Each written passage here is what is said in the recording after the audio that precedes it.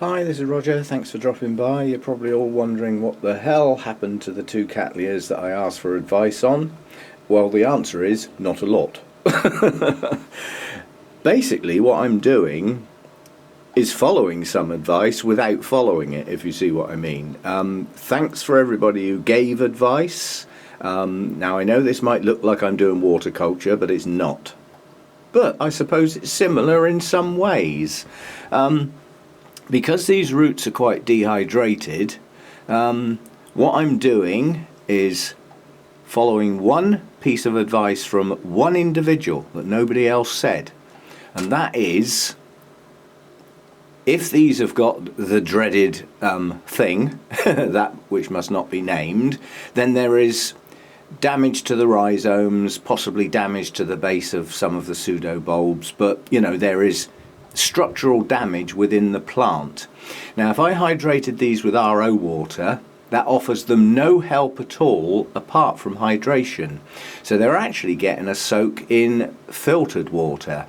Now, my filter takes out, you know, some of the nasty stuff like chlorine and things like that, but what it leaves in is some calcium and some magnesium, both of which are vital components to build cells and cell structure. They're a vital component. So these are getting soaked in filtered water. Once I see that they're hydrated, they come out of that water and they just sit on the bench bare rooted. So strictly speaking, they're bare rooted. Again, quite a lot of advice along that front. But I don't believe I can get these roots hydrated enough by just sort of pouring a bit of water over them now and again, or by spraying them. So they get a soak, they get a dunk, which is a bit like waterculture. They're not going to stay in there for 2 days, I can assure you, and then go dry for 5 days. I need to keep the hydration getting into this plant. To do that, I need the moisture, but what I don't need is to set off any bacterial rots or any sort of other forms of fungus or anything like that. So they're not standing in water for any length of time. They get about half an hour like that. And at the moment, they're getting that every day. And then they just get put bare rooted on the bench. You know, it's a bit like if it rained on them in the wild. You know, in the places where they come from, there's rain often every single day and they get an absolute soaking. And then with the air movement and everything that I've got in here, and my high humidity, to keep the leaves hydrated, because you know I don't like getting my plants actually wet, although I am prepared to get the rhizomes wet at the moment. And it hasn't been long enough to expect any results yet, but the leaves aren't desiccating, so you know, they're hanging in there. I mean, the bulbs are well shriveled, but then this one isn't, you know. So that's what I'm doing. They get a dunk in filtered water, half an hour to an hour, depending on whether I get a senior moment and forget they're actually in the water, and they get left a bit longer, but not for too long. That allows those roots to take in as much as they possibly can.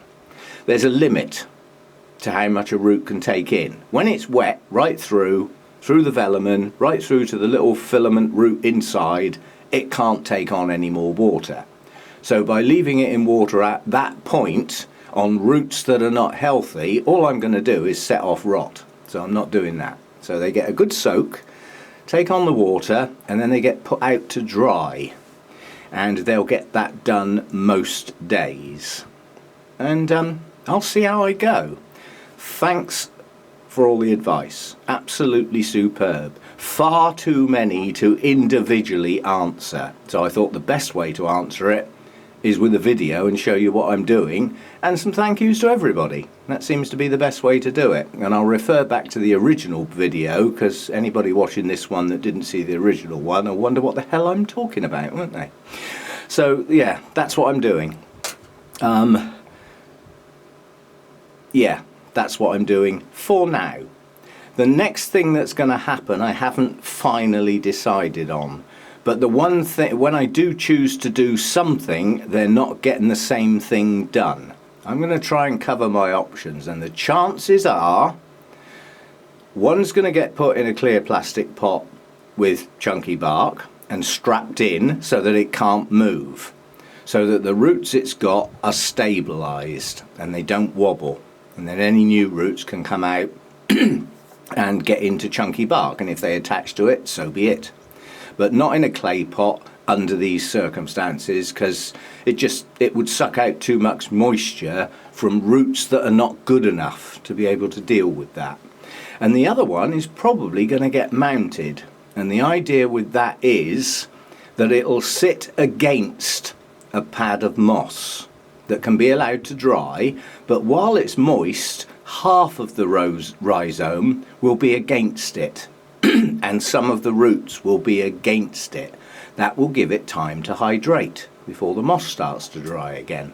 But it's still, both methods will still allow the roots to dry out and then be rehydrated at my discretion when I think they've been dry long enough. And the state they're in, they don't want to stay dry too long. They also don't want to stay wet. So that's what I'm doing. Doesn't satisfy everybody, but it's my plant. I'll do what I like. And as I said, I do want to save it. So that's a consensus. That's mixing up all the comments, throwing them up in the air, finding out how many say the same thing, finding out how many others say the same thing but different, etc., etc. And coming out with, it's not a majority view because I'm probably going to go two ways, but yep, that's what I'm doing, and let's just hope they make it. But this gives them a good hydration, gets something into them with a bit of help with cell rebuilding and all that sort of stuff, and we'll see how we go.